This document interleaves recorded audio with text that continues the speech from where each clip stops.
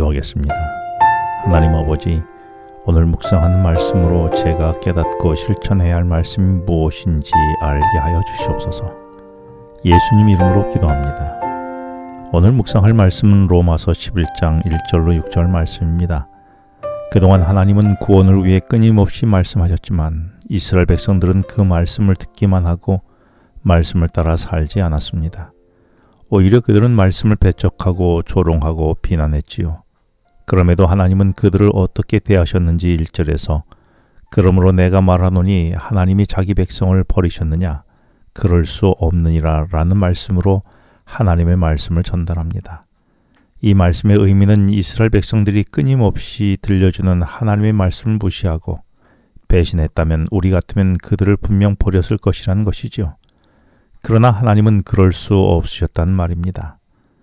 나는 사람들이 나를 배신하고 조롱하고 비난하면 얼마나 오래 참을 수 있습니까? 쉽지 않게 그런 자들을 피하고 멀리하고 싶은 것이 솔직한 감정이 아닌가요? 그런데 만일 예수님도 그러셨다면 나도 일찌감치 주님께 내팽개침을 당하지 않았을까요? 사실 나도 내가 그렇게 싫어하던 누구와 같이 나도 기피 대상 1호인데 나만 알지 못한 것은 아닐까요? 그럼에도 주님은 나를 버릴 수 없다고 말씀하시는 것은 은혜가 아니겠습니까? 바울은 1절 하반부에서 자신을 이스라엘인이요 아브라함의 씨에서 난 자요 베냐민 지파라고 소개합니다.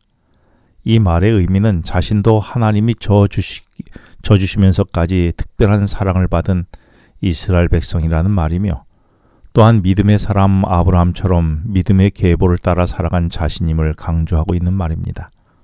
뿐만 아니라 베냐민 지파라고 강조한 것은 이스라엘의 초대 왕을 배출한 혈통이며 이와 함께 유다 지파와 더불어 남방 왕국을 끝까지 지킨 지파라는 것입니다.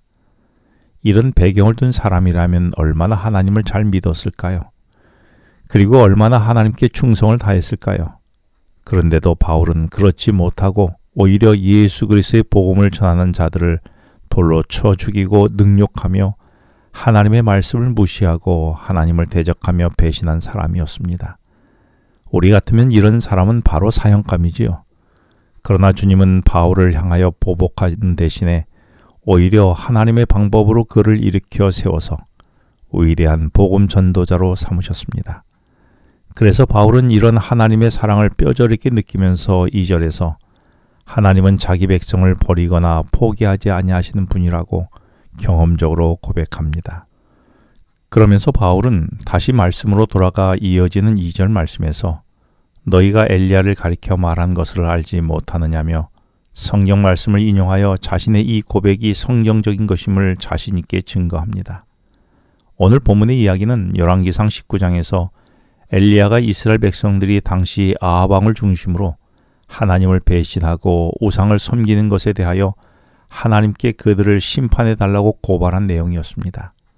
이 고발 내용은 3절에서 우상 숭배하는 아합 왕과 이스라엘 백성들이 선자들을 다 죽이고 지금 엘리야 혼자만 남았으며 이제도 자신도 언제 죽임을 당할지 모르는 상황에 그들은 주님의 제단마저 헐어버렸다는 심한 영적 타락 상태를 말하고 있는 것입니다.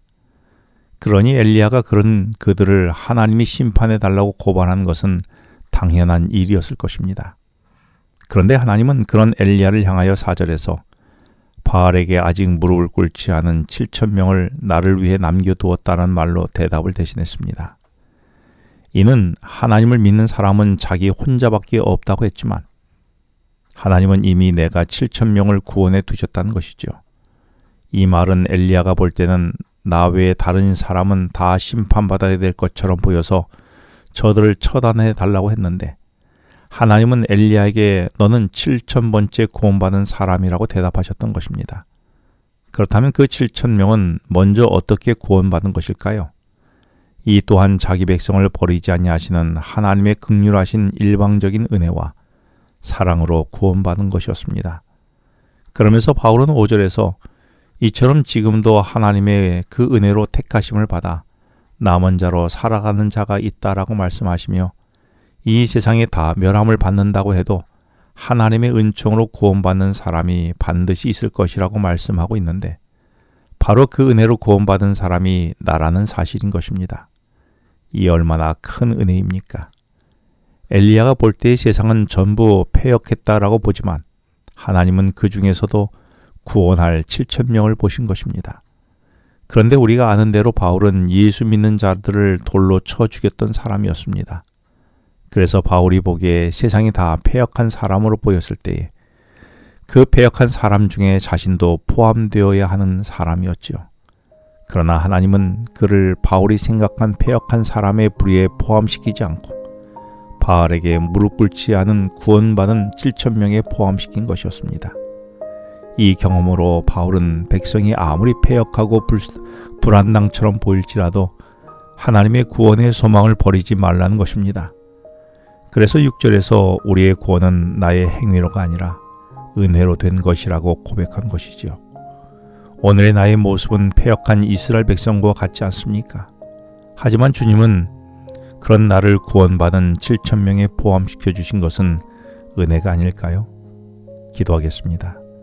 하나님 아버지, 제가 멸망받아야 할 불의가 아니라 주님께 속해 구원받은 7,000명에 포함시켜 주셔서 감사합니다.